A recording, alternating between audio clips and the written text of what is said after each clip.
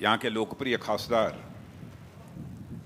श्रीमान गिरीश जी बापट, महानगर अध्यक्ष श्री जगदीश मुलुक, श्री सिद्धार्थ शिरोले विधायक, श्री सुनील कांबले, विधायक को आमदार बोलते हैं ना, आमदार, श्री धीरीज घाटे प्रदेश मंत्री, श्री बापू साहेब पठारे पूर्व विधायक, श्री दिलीप कांबले पूर्व राज्य मंत्री, श्री गणेश विडकर पूर्व नेता सदन नगर निगम, श्री हेमंत रोशने, श्री गणेश घोष और यहाँ इस सभागार में मौजूद मेरे सभी कार्यकर्ता बहनों एवं भाइयों, जैसा जगदीश जी ने आपको बतलाया कि एक यहाँ की जो विद्यापीठ है उसमें मेरा दीक्षांत समारोह यानी कन्वोकेशन के कार्यक्रम में भाग लेना था, इसीलिए मैं यहाँ पर आया था। लेकिन बीच में ही हमारे गिरीश जी ने, जगदीश जी ने, इन सब लोगों ने तय किया कि एक बार कुछ कार्यकर्ताओं के साथ मेरा मिलना जुलना हो जाए, क्योंकि इसके बाद मुझे सीधे बड़ौदा जाना है, वहाँ के भी एक कार्यक्रम में मुझे भाग लेना है। लेकिन मैंने कहा यह हमारा सौभाग्य है कि कम से कम 10-15 मिनट मुझे अपने कार्यकर्ताओं से बातचीत करने का हमको अवसर प्राप्त होगा।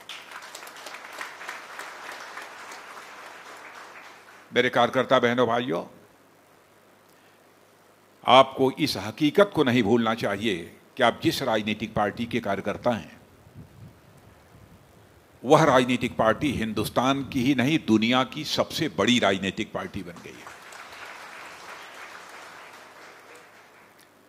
जब इतनी बड़ी राजनीतिक पार्टी के हम कार्यकर्ता हैं तो स्वाभाविक रूप से हम लोगों की जिम्मेदारी भी केवल पार्टी के प्रति ही नहीं बल्कि समाज के प्रति बढ़ जाती है। यह एहसास, सेंस ऑफ रिस्पॉन्सिबिलिटी का, उत्तरदायित्व का यह एहसास बराबर हम लोगों को होते रहना चाहिए। इसे हमें कभी नहीं भूलना चाहिए। प्रारंभ से ही हमारे पार्टी के नेताओं ने जो कुछ भी हमें सिखाया है, बताया है, अथवा जिस विचारधारा को लेकर, जिस आइडियोलॉजी को लेकर हम लोगों ने अपनी राजनीतिक यात्रा इस हिंदुस्तान में प्रारंभ की, वह हमारी विचारधारा यह बतलाती है कि हम राजनीति करते हैं तो केवल सरकार बनाने के लिए नहीं करते। सरकार बनाने के लिए करते हैं, लेकिन केवल सरकार बनाने के लिए नहीं करते हैं। हम राजनीति करते हैं तो देश बनाने के लिए राजनीति करते हैं, समाज बनाने के लिए राजनीति करते हैं। यह भारतीय जनता पार्टी का चरित्र है।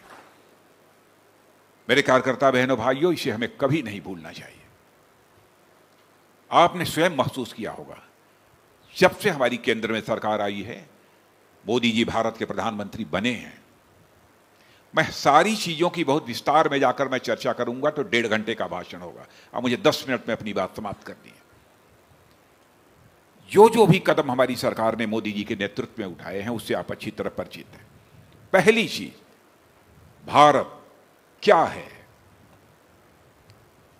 भारत में रहने वालों की स्थिति क्या है, भारत कैसे ताकतवर भारत बन सकता है, भारत का मस्तक सारी दुनिया में कैसे ऊंचा हो सकता है, यह सब सारा चित्र हमारे प्रधानमंत्री और हमारी सरकार के लोगों के सामने पूरी तरह से साफ है।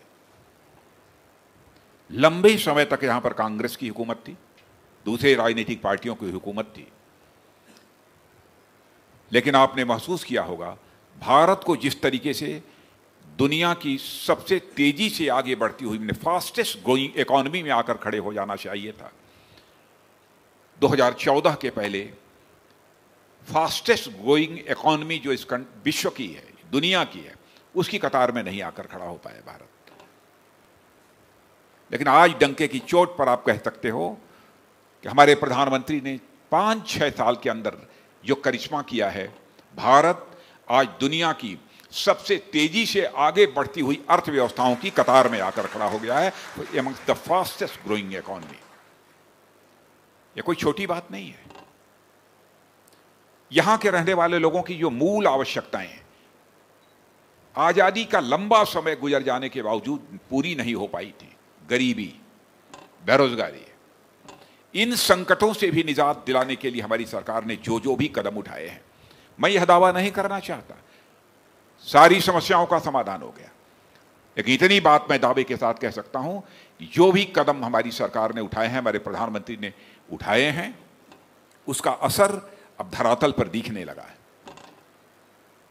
प्रधानमंत्री बनने के साथ ही यह फैसला किया कि 2022 समाप्त होते होते इस हिंदुस्तान में ऐसे हालात पैदा कर देंगे, एक भी परिवार शेष नहीं बचेगा जिस परिवार को अपना सिर ढकने के लिए पक्का छत न मुहैया हो जाए, एक परिवार भी शेष नहीं बचेगा। इस संकल्प को हम लोगों ने पूरा किया, और जो कहीं थोड़े बहुत बचे होंगे यह संकल्प पूरा होकर रहेगा। हर घर में शौचालय होना चाहिए, टॉयलेट होना चाहिए, गरीब माताओं बहनों की भी इज्जत होती है, उनका भी सम्मान है, हर घर में टॉयलेट होना चाहिए। क्या कभी आपने कल्पना किया था ऐसा भी प्रधानमंत्री इस देश में आएगा जो यह भी चिंता करेगा कि घर में टॉयलेट है कि नहीं है? हर घर में पानी पहुंचना चाहिए, माताएं बहनें घड़े पर घड़ा भरकर दूर से जल लेकर अपने घरों में गरीब माताएं बहनें आती हैं। क्या इतनी संवेदना पहले के शासकों में नहीं थी? कोई विचार करते उनके घरों में भी पानी सीधे पहुंचना चाहिए। और आपने देखा कि यह संकल्प है हम लोगों का कि हिंदुस्तान में एक घर भी शेष नहीं बचेगा जिस घर में नल न पहुंच जाए और नल के माध्यम से जल न निकलने लगे, ऐसा एक घर भी शेष नहीं बचना चाहिए। कई ऐसी योजना, जनधन योजना के अंतर्गत जो बैंकों के खाते खोले गए, मेरे बहनों भाइयों, उस समय मैंने स्वयं, क्योंकि उस समय अध्यक्ष पद से मैं हटा था, भारत का गृह मंत्री बना था, तो उस समय हम लोग साथ ही बैठते थे बराबर। मैंने पूछा, मैंने कहा कि प्रधानमंत्री जी ये इतने लोगों के खाते कैसे खुलेंगे? कह राजनाथ जी खुल जाएंगे। और मैंने भाइयों 1 साल के अंदर 45 करोड़ लोगों के खाते खुल गए। लोगों को यह कल्पना नहीं थी कि अकाउंट्स बैंकों में लोगों के क्यों खोले जा रहे हैं। पहले आप जानते हैं कि सरकार की तरफ से कोई भी सहायता नीचे गरीबों को भेजी जाती थी, मध्यम वर्गीय लोगों को भेजी जाती थी, तो उसमें बहुत सारी सहायता का हिस्सा भ्रष्टाचार की भेंट चढ़ जाता था। आज मैं दावे के साथ कह सकता हूं, जो भी गरीबों को अथवा भारत के किसानों को मदद जाती है, आप सबको जानकारी है, प्रधानमंत्री किसान सम्मान निधि के अंतर्गत भी 6,000 रुपया किसानों को दिया जा रहा है। मैं दावे के साथ कह सकता हूं, यदि 100 रुपया दिल्ली के बैंक से चलता है, तब 100 का 100 रुपया गांव के किनारे बैठे हुए व्यक्ति के बैंक के खाते में पहुंच जाता है। एक पैसा भी भ्रष्टाचार की भेंट नहीं चढ़ने पाता है। भ्रष्टाचार की इस बीमारी को भाषण देकर समाप्त नहीं किया जा सकता। भ्रष्टाचार की बीमारी से हम देश को निजात दिलाना चाहते हैं, छुटकारा दिलाना चाहते हैं, तो मेरे कार्यकर्ता बहनों भाइयों, वह सिस्टम में बदलाव लाकर, व्यवस्था में बदलाव लाकर ही वह किया जा सकता है। वो हमारी सरकार ने किया है। अब मैं बहुत लंबी बात नहीं करूंगा, सब मिला जुलाकर यदि कहना हो तो मैं कह सकता हूं, 8 वर्षों के अंदर अंतर्राष्ट्रीय जगत में भारत की प्रतिष्ठा बढ़ी है, भारत की इज्जत बढ़ी है। भारत को दुनिया में अब सम्मान की नजरों से लोग देखते हैं। दुनिया के देशों में जाने का मुझे बराबर अवसर प्राप्त होता है। अभी हाल में ही अमेरिका से मैं लौटा हूं। वहां रहने वाले भारतीय, सैन फ्रांसिस्को में वहां के भारतीयों के बीच मेरा कार्यक्रम था, वहां भी मैं गया था। लोगों ने बताया मुझे कि साहब, पहले भारत के प्रति इस देश में रहने वाले लोगों के मन में वह सम्मान का भाव नहीं था जो आज है। इसीलिए मैं कह रहा हूं, अंतर्राष्ट्रीय जगत में भारत की प्रतिष्ठा बढ़ी है। पहले अंतर्राष्ट्रीय मंचों पर, इंटरनेशनल फोरम्स पर भारत कुछ बोलता था तो उसकी बातों को लोग गंभीरता पूर्वक नहीं लेते थे। लेकिन आज मेरे कार्यकर्ता बहनों भाइयों, सीना ठोक कर आप कह सकते हो कि आज इंटरनेशनल फोरम पर भारत कुछ बोलता है तो सारी दुनिया कान खोलकर भारत को सुनती है। यह है भारत की। हमारे प्रधानमंत्री ने करिश्मेटिक काम किया है, करिश्माई काम किया है।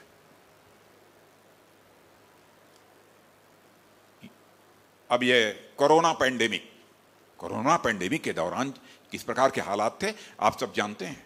दुनिया के दूसरे देशों से जो भारतवासी, वो सभी जगह, सारी दुनिया में यह कोरोना था, जो भारत लौटना चाहते थे पता नहीं कब क्या हो जाए, यह बराबर चिंता उन्हें परेशान करती थी। उनको वहां से लाने का काम हमारी सरकार ने किया, हमारे प्रधानमंत्री ने किया। सारी दुनिया इस बात की कल्पना भी नहीं कर सकती थी कि भारत सारी दुनिया के देशों से अपने लोगों को इतनी जल्दी बाहर निकाल लेगा। हमारी तीनों आर्मी की जो सर्विसेज हैं, थल सेना, वायुसेना और ये हमारी नेवी, आर्मी, एयरफोर्स और नेवी, सारी सेनाएं इस काम में लग गई। सारे हमारे हवाई जहाज इस काम में लग गए और जो भी भारत आना चाहते थे सबको हम लोगों ने भारत लाया। रसिया और यूक्रेनियन क्राइसिस के दौरान भी यूक्रेन में जो लोग फंसे हुए थे, किस तरीके से उनको भारत निकाला है। यह हमारे प्रधानमंत्री का कद था, हमारे प्रधानमंत्री का स्टेचर था। उन्होंने रूस के राष्ट्रपति मिस्टर पुतिन से कहा कि आप तब तक गोलाबारी बंद कर दीजिए जब तक कि हमारे कुछ भारतवासी वहां से सीधे वापस नहीं निकल जाते हैं और पोलैंड में नहीं पहुंच जाते हैं। बहनों भाइयों, जब तक किसी नेता का कोई स्टेचर नहीं होगा, कद नहीं होगा, दुनिया क्यों बात सुनेगी।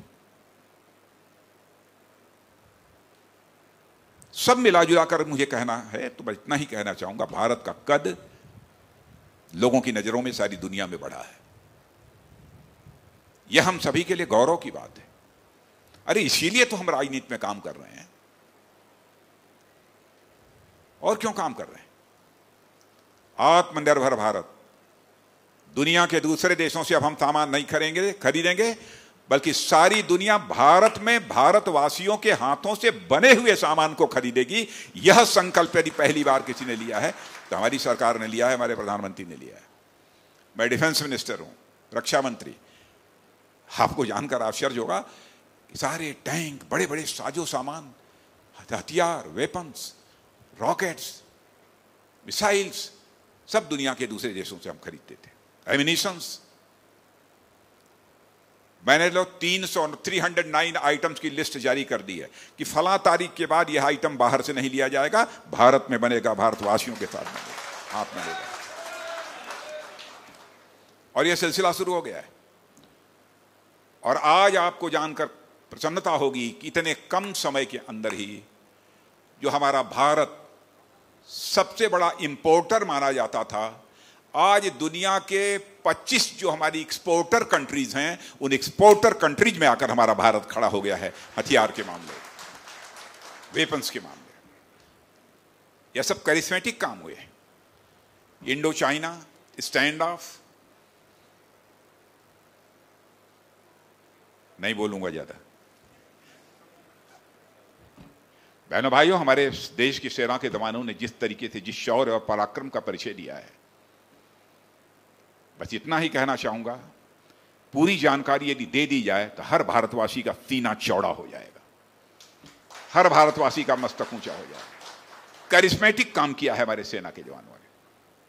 और इतना ही मैं आश्वस्त करना चाहता हूं कि मेरे बहनों भाइयों, यह देश पूरी तरह से सुरक्षित है। दुनिया की कोई भी ताकत भारत की ओर आंख उठाकर नहीं देख सकती है, यह भरोसा रखना। भारत की ताकत का एहसास सबको है। भारत अब कमजोर भारत नहीं रहा है। भारत अब दुनिया का ताकतवर देश बन चुका है।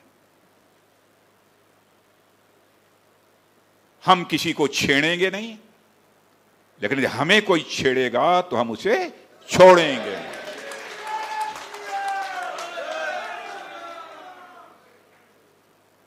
भारत का जहां तक प्रश्न है, हम अपनी ताकत किसी को परेशान करने के लिए नहीं बढ़ा रहे हैं। भारत दुनिया का अकेला देश है जिस देश की धरती से यहां के ऋषियों और मनीषियों ने भारत की सीमा में रहने वाले लोगों को ही अपने परिवार का सदस्य नहीं माना है, बल्कि पूरे विश्व की धरा पर रहने वाले लोगों को परिवार का सदस्य मानते हुए वसुधैव कुटुंबकम का संदेश सारे विश्व को, कहीं से यदि गया है सारी दुनिया को, तो केवल और केवल हमारे और आपके देश भारत देश की धरती से गया है। बहनों भाइयों, हम जाति, पंथ, मजहब के आधार पर कोई भेदभाव करने वाले लोग नहीं हैं। हम इंसाफ और इंसानियत की राजनीति करने वाले हैं। जस्टिस एंड ह्यूमैनिटी, यह है हमारी राजनीति के आधार। इसलिए मैं आप लोगों से कहना चाहता हूं, भारतीय जनता पार्टी का सदस्य होकर राजनीतिक क्षेत्र में काम करना, यह मैं मानता हूं कि दैवी कृपा है, यह ईश्वर के आशीर्वाद से यह अवसर हमको प्राप्त हुआ है। किसको क्या जिम्मेदारी मिलती है, नहीं मिलती है, कौन विधायक बनता है, कौन सांसद बनता है, मैं इतना ही कार्यकर्ताओं से कहना चाहूंगा, जो होना होगा होगा। मैं भी सामान्य गांव का रहने वाला था, मैं क्या जानता था कि मैं दो बार भारतीय जनता पार्टी का राष्ट्रीय अध्यक्ष बन जाऊंगा, युवा मोर्चे का राष्ट्रीय अध्यक्ष बन जाऊंगा, मैं उत्तर प्रदेश का मुख्यमंत्री बन जाऊंगा, भारत का गृह मंत्री बन जाऊंगा, भारत का सरफेस ट्रांसपोर्ट मिनिस्टर बन जाऊंगा, मैं भारत का रक्षा मंत्री, क्या जानता था मैं, हो गया। कर्म करते चले जाओ बहनों भाइयों। और हमारे देश के ऋषियों और मनीषियों ने जो कहा है वो बहुत सोच समझ कर कहा है। सारे लोगों की बातें झूठी हो सकती हैं, लेकिन हमारे देश के ऋषियों और मनीषियों की बातें कभी झूठी नहीं हो सकती है मेरे बहनों भाई। उस पर विश्वास रखना, उसे परखने की कभी कोशिश मत करना। कर्मण्येवाधिकारस्तु मा फलेषु कदाचन, काम करते जाओ, कदम आगे बढ़ाते जाओ, जो मिलना है मिलेगा, मिलना होगा तो इस जन्म में मिलेगा, नहीं मिलना होगा तो फिर अगले जन्म में मिलना होगा। कम से कम भारतीय जनता पार्टी के कार्यकर्ता के रूप में काम करने का हमको सौभाग्य प्राप्त हुआ है। इसलिए आज के अवसर पर एक बात और कहकर, इसकी चर्चा होती है कि महंगाई बढ़ रही है, मैं जानता हूं, हमसे एक दो लोगों ने चर्चा की। कोरोना पैंडेमिक, सारी आर्थिक गतिविधियां ठप पड़ गई थी। उस समय भी हमारे प्रधानमंत्री ने जिस सूझबूझ से भारत की अर्थव्यवस्था की दुर्गति नहीं होने दी, इसे रसातल में नहीं जाने दिया, उसकी जितनी भी प्रशंसा की जाए वह कम है। और इस रशियन और यूक्रेनियन क्राइसिस, रूस और यूक्रेनियन क्राइसिस, ये जो संघर्ष रूस और यूक्रेन के बीच में हुआ है, उसके कारण जो सप्लाई चेन का डिसरप्शन हुआ है, सामानों का आना जाना, यह सब सारा जो बाधित हुआ है, स्वाभाविक है, उसे असर पड़ेगा किसी भी देश की अर्थव्यवस्था में। और आपको जानकर आश्चर्य होगा कि दुनिया का सबसे धनवान देश जो अमेरिका माना जाता है, अमेरिका में महंगाई तो इतनी बढ़ गई कि पिछले 40 वर्षों में इतनी महंगाई अमेरिका में कभी बढ़ी ही नहीं थी। कम से कम भारत तो ठीक है। इसलिए कहीं पर अपराध बोध से हमको ग्रसित नहीं होना चाहिए, गिल्टी कॉन्सेप्ट हमको नहीं होना चाहिए। मेरे कार्यकर्ता बहनों भाइयों, हिम्मत से आप आगे बढ़ो। देखो हमारे गिरीश बापट जी सांसद हैं, मैं आज पूछ रहा था, हमको पहले से दुबले दिखाई दिए, लेकिन उन्होंने कहा नहीं ठीक है, चाहे जो कुछ भी है मैं कार्यक्रम में तो जरूर आऊंगा। ये होता है जीवन, ये होता है कलेजा। तो बहनों भाइयों, इससे ज्यादा मुझे कुछ नहीं कहना है। आप सबको बहुत बहुत धन्यवाद, आप सभी का अभिनंदन है। फिर चलते हैं, फिर कभी मिलेंगे आगे।